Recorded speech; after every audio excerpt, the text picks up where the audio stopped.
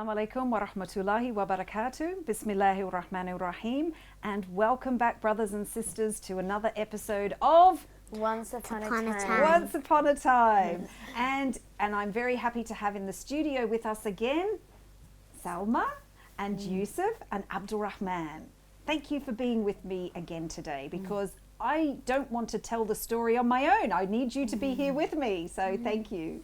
So in our last episode, we had the second part of the story of Prophet Yusuf, didn't we? Yeah. We did. And what happened was that he was in prison and he had two cellmates, and they started to have some dreams, didn't they? Yeah. They were seeing dreams, and he was able to tell them what the dreams meant. And then the king also started to have dreams. And did Yusuf tell him about his dreams? Did we get to that part of the story? No. No. So we're going to find that out today. I think that the king will get him out of prison. Maybe the cook man will tell him all about Yusuf. So maybe the king will get him out of prison and ask him what were those dreams he had. Yes, let's hope that happens in the story. So the cupbearer, like you said, told the king about the prophet, and he rushed to the prison. And he told the prophet about the king's dream and asked him to interpret it. And Prophet Yusuf sought help from Allah subhanahu wa ta'ala. And then he explained the meaning of the dream to the cupbearer. So he explained the king's dream to the cupbearer. And Yusuf's interpretation, what he thought the dream meant, was that for the next 7 years, the kingdom will have a rich harvest, a lot of fruits and vegetables and grains, a rich harvest. And there will be more than enough food for everybody. And this will be followed by 7 years of drought. There will be no water and there won't be much food all over the kingdom. That make a good harvest? It's no, well, no, the harvest comes first for 7 years, good harvest. And then a bad 7 years where there is no harvest and no water. First thing, good 7 years, and then the next thing, bad 7 years, exactly, yes. I'd like the 7 years, the good 7 years, more than the bad. Yes, not the bad 7 years. So when the cupbearer informed the interpretation, when he told the king, he was really impressed that he asked the prophet to come to him, to be brought to him immediately.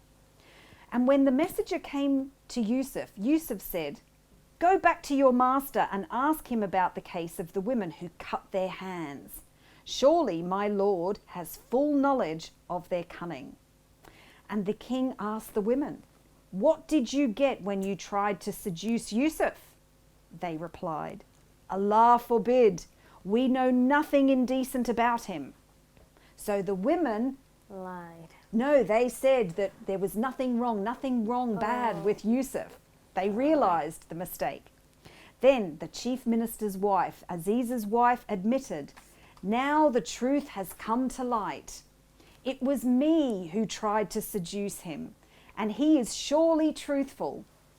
From this, Yusuf should know that I did not speak dishonestly about him in his absence, for Allah certainly does not guide the scheming of the dishonest.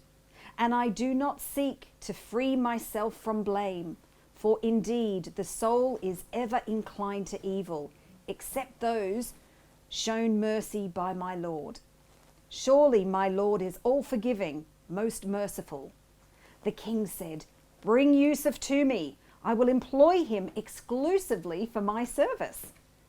And when Yusuf spoke to him, the king said, "Today you are a highly esteemed and fully trusted by us." Yusuf proposed to the king, "Put me in charge of the storehouses, the money, like all the trading of the land, for I am truly reliable." And the prophet was set free from prison. Not only that, but he was in charge of all the storehouses of the land. So he was a very important person in Egypt. And this is how Allah subhanahu wa ta'ala settled Yusuf in the land. And Allah showered mercy on Yusuf, and Allah showers mercy on anyone he wills.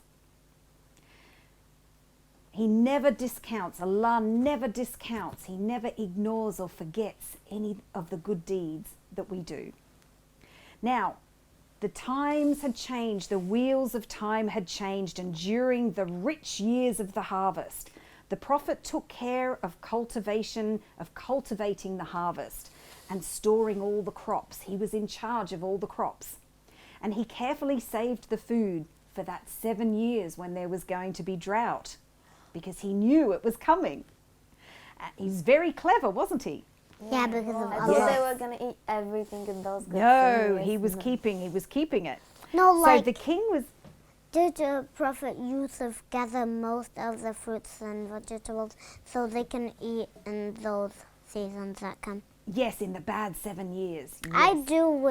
I'd help Prophet Yusuf out of it. So he carefully saved all the food, and the king was really satisfied and happy with the prophet's work.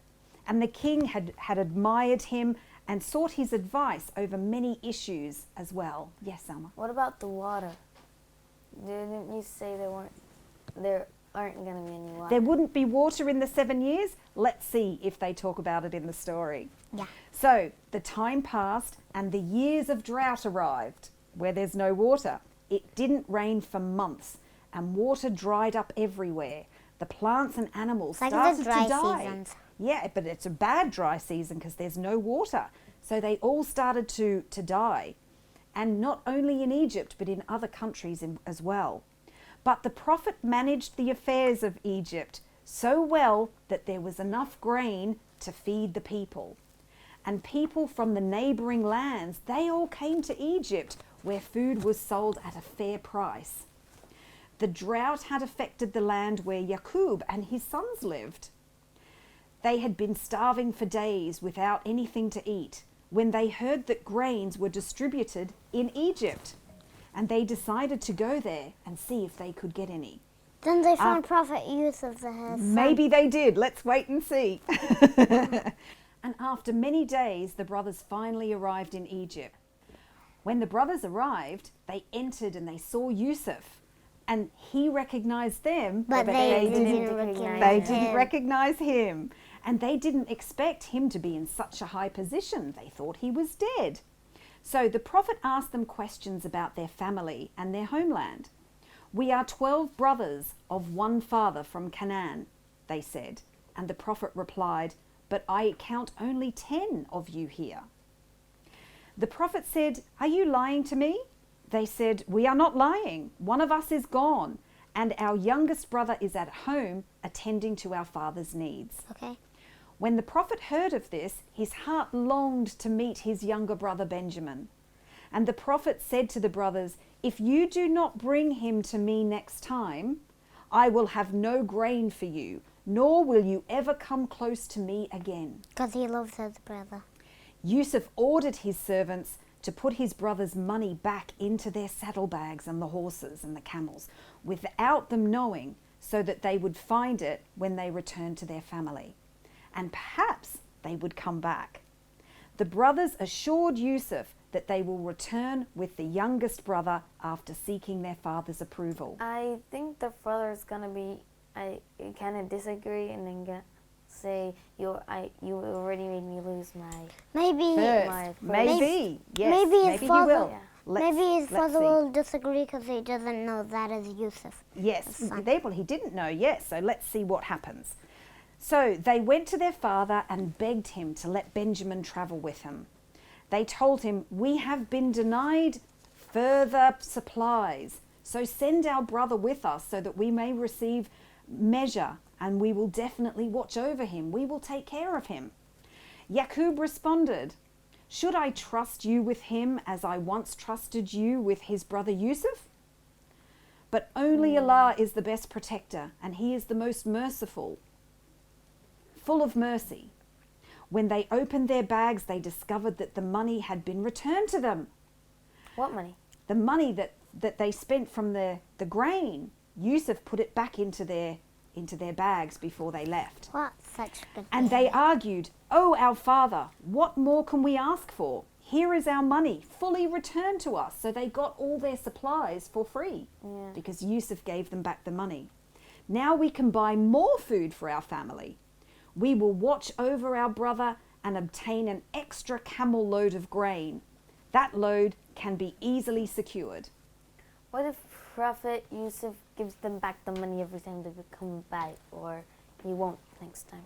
Well, again, we have to wait and see if that happens in the story. What will Prophet Yusuf do when he sees Benjamin, maybe?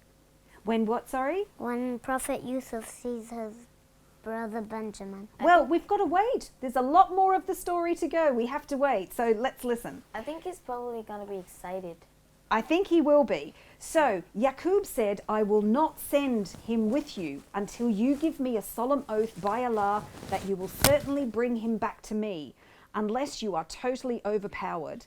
Then, after they had given him their oaths, he instructed them, O my sons, do not enter the city all through one gate, but through separate gates. I cannot help you against what is destined by Allah in the least. It is only Allah who decides. In him I put my trust, and in him let the faithful put their trust. The brothers thanked their father and left for Egypt, taking Benjamin along with them. When they arrived, they went to the palace of Yusuf to get the promised provisions. And when they entered and they saw Yusuf, he called his brother Benjamin. He called him aside, Benjamin, Benjamin, and he said to him, I am indeed your brother, Yusuf. So do not feel distressed about what they have been doing. The Prophet then gave the brothers provision and as he had promised them, and asked one of his men to secretly place a golden cup in Benjamin's bag. And the brothers did not suspect anything. They thanked the Prophet for his generosity and set out on their journey home. Then suddenly, someone cried, O people of the caravan, you must be thieves. The brothers were confused. They didn't know what the soldier was talking about. And we'll have to wait until the next episode to see what happens. Why? It's part 4. We have to wait. So There's part 4. we've got to wait for the next episode. So thank you for joining me today, and we'll see you in the next episode. Assalamu alaikum wa rahmatullahi wa barakatuh.